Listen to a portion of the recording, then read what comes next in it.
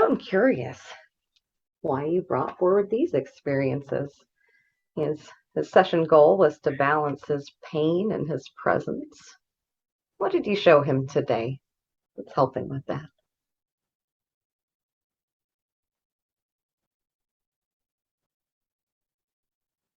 Is that some of that opposite energy that you introduced to? Absolutely.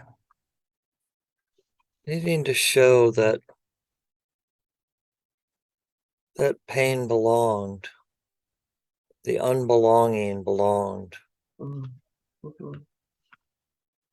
that no one takes anything from us. We surrender those parts of our energy. Mm-hmm. We can claim them back, but we have to ask for them. Mm-hmm. They don't come to us without knowing that they were ours. But once they do? Once they do, we're complete again.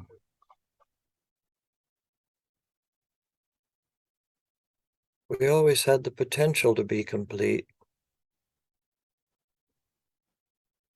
But this life and other lives, we've fractured ourselves.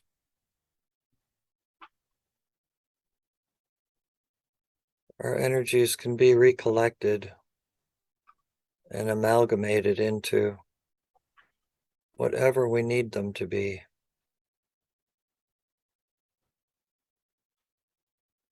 Do you notice Glimpses any? of these lives were things that he could understand, Mm-hmm. that he could put context around and understand where those feelings that he's tried not to experience came from, and why we need not to be afraid to experience those experiences. Excellent. Do you notice any other energy that Greg can call back if it would be appropriate to rejoin his soul right now? It could be from this lifetime or others.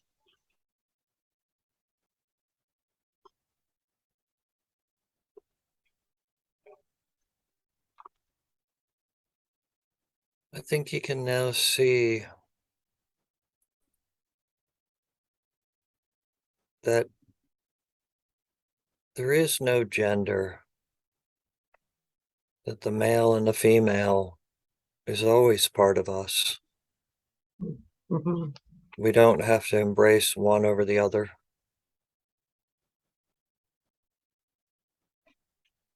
It's been a conflict for him.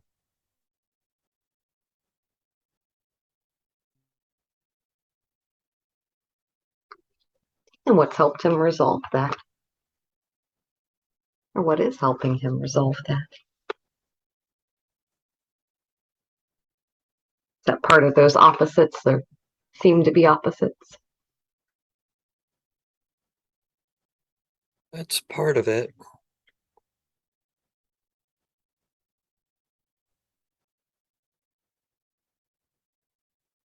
Tell me more about that.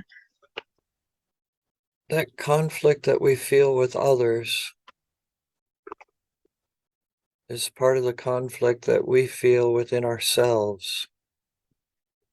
That conflict of not accepting parts of us, parts of our energy, that no one can tell us what belongs. Only we can know what belongs.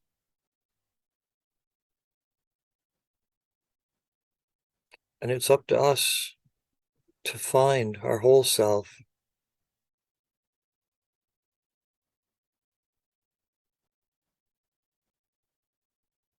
He needed to be shown how to find his whole self. How has he shown that?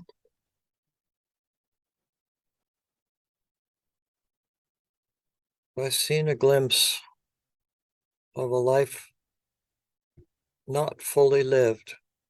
Mm-hmm. by seeing the formless self truly at peace with the nothing. And both of these are the same, as different as they are. We can have both in this realm.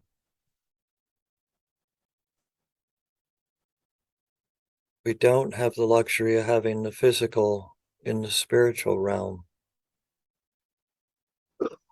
That's why this lifetime is so precious, so splendid, not to be squandered. Because we truly only get to feel this. He sees that now. That as succulent as that formless energy is,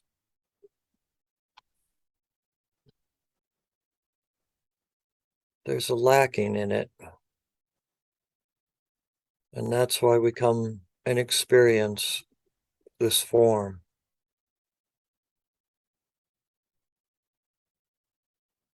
It's not without its own importance.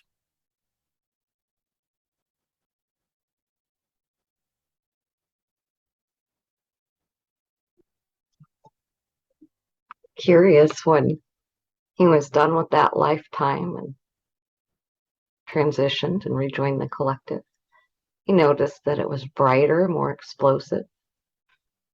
What was important about that? What was significant about that change?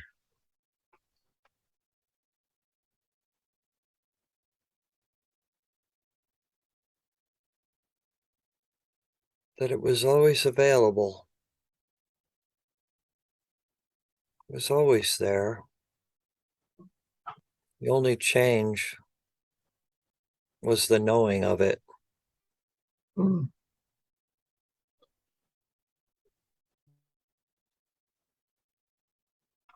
Greg had Actually, asked there for. wasn't a change. Oh, go There ahead. was a Sorry. lack of resistance. Lack of resistance.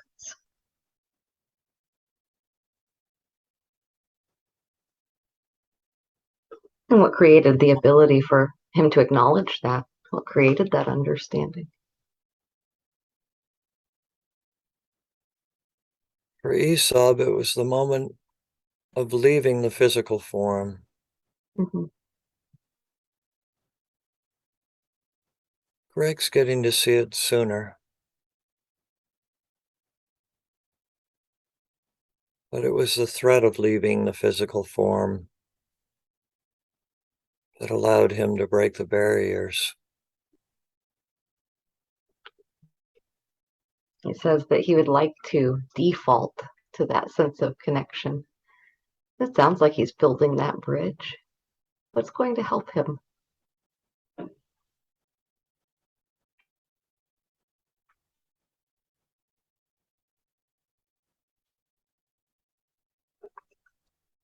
Knowing that that connectiveness of energy that was felt in the spiritual realm is obtainable in the physical.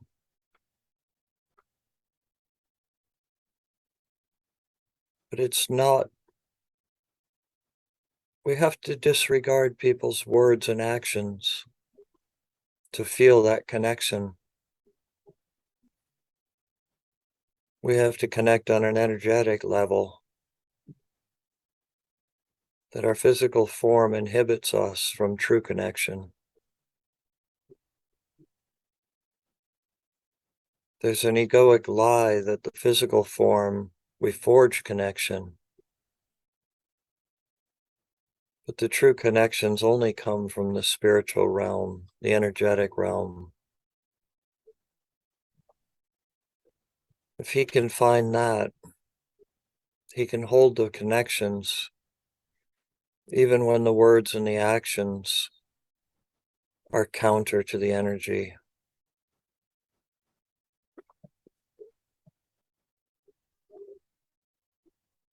What will allow him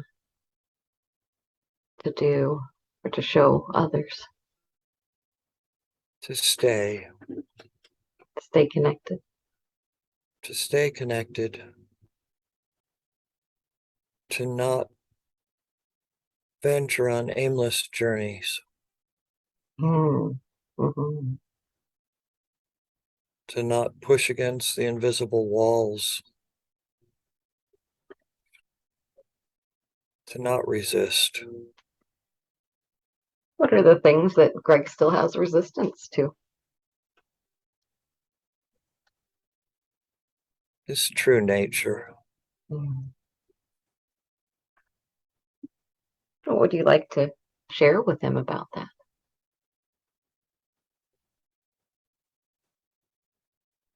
That it's beautiful. He resists that. Yes. What caused him to start resisting that? He was told differently, and he believed that. Who told him that?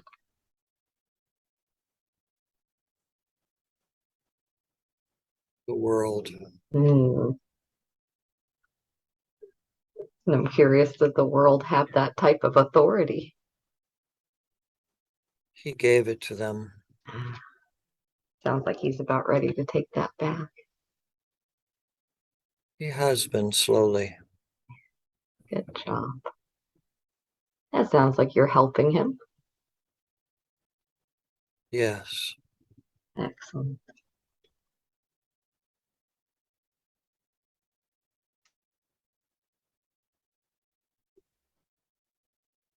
I'm curious about that lifetime that you showed him. He had questions about his own ancestry. Is there a relationship between Aesop and Greg's past, his ancestors? Yes. What would you like to tell him about that or show him?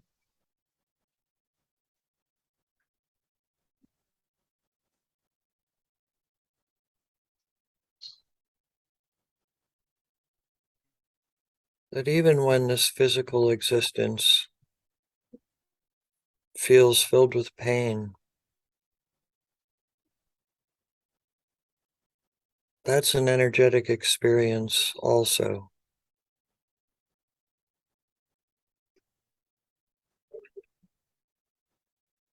Mm-hmm. How does that relate to his family, his lineage?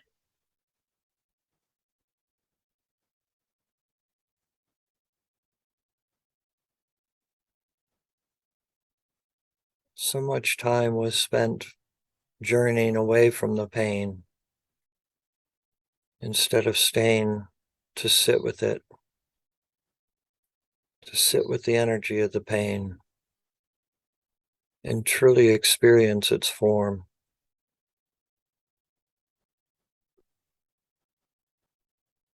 There is no escape.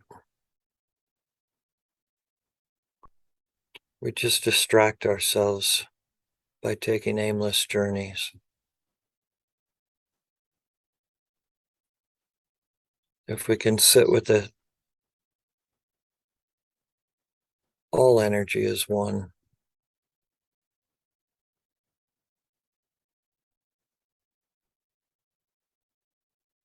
So even these opposites have sameness. The opposites are contrived. What's their purpose? The ego creates the opposites.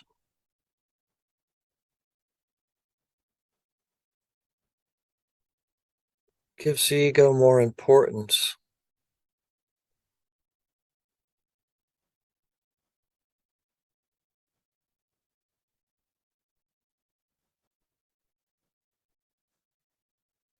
Is that part of our lessons?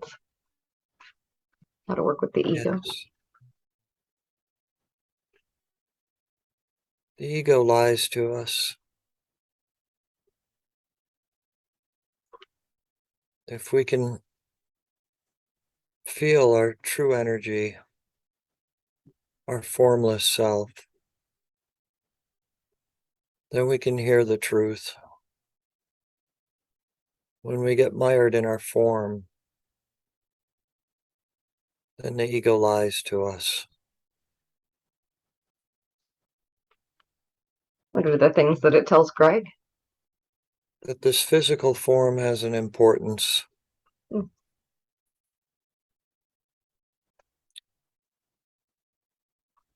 That our acceptance by others in this physical form is important. Mm. Mm-hmm.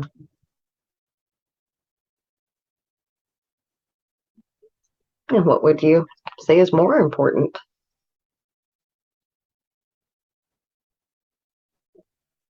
To connect with everyone on an energetic level.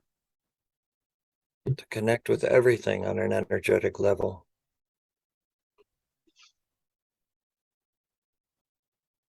Now, I know that Greg's wanted to renew his cells, renew his DNA, take it back to that template of before. So I want, as his soul, I want you to allow him to do that as it's appropriate, to use that blueprint, that template, that DNA, and overlay that on his current blueprint. Reset that back to the original, back to the original form, the most appropriate form for his body now.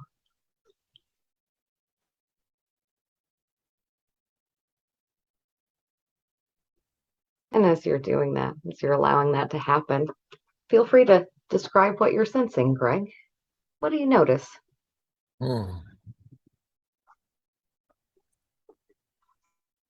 See colors. Mm-hmm. Any colors in particular? Blues and greens combining like a rainbow.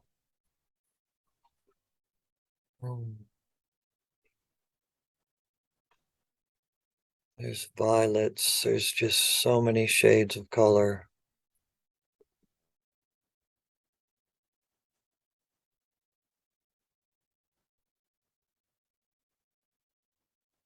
Colors permeating the DNA.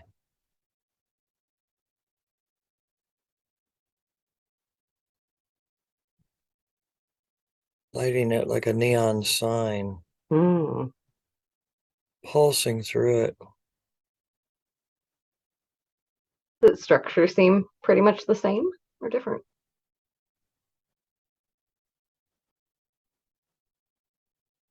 Seems more whole. Mm-hmm. I don't see the broken connections.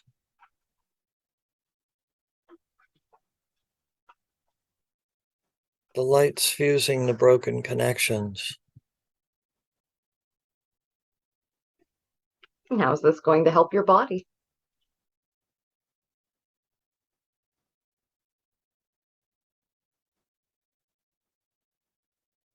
To return to my original form. My authentic form.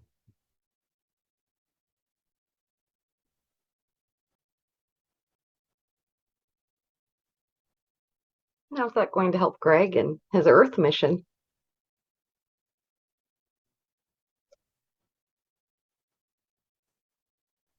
If he can be complete, then there's no conflict. If there's no conflict, there's no aimlessness or indecision. Can move forward with focus, direction, and better understand that it all belongs. Mm.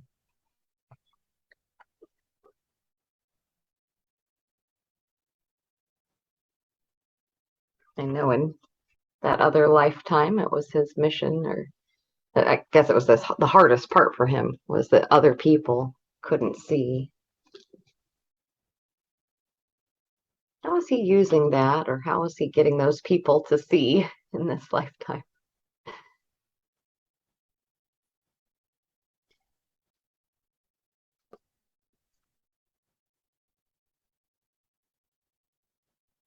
He's tried to follow his mentor's direction to find connection through the doing. Mm-hmm. But in the doing, he lost a lot of his authentic self. Mm.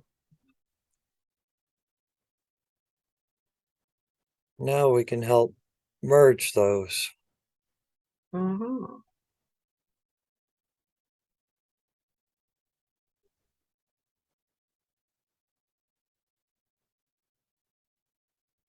How does that affect the relationships that he has, especially with his kids? What do you like to share?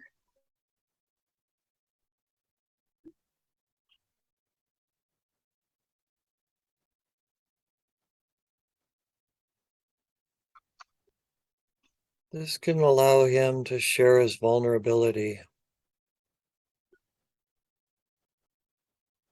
to show them failures, Mm. Mm-hmm.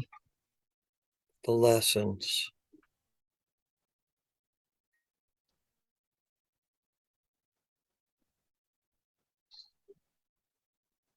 It's important that they see those. Yes. So our desire to fit in is disproportionate to our true energetic desire. Mm. That's where we need to find a balance. How would you describe your true energetic desire?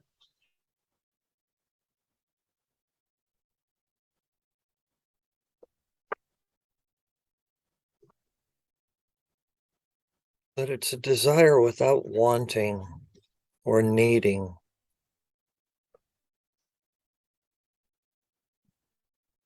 It's the purest form of desire. It's a desire of love.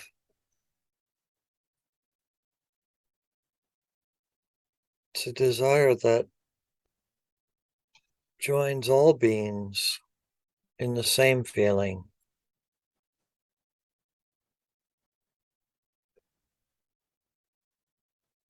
Very different from what we're taught as human desire.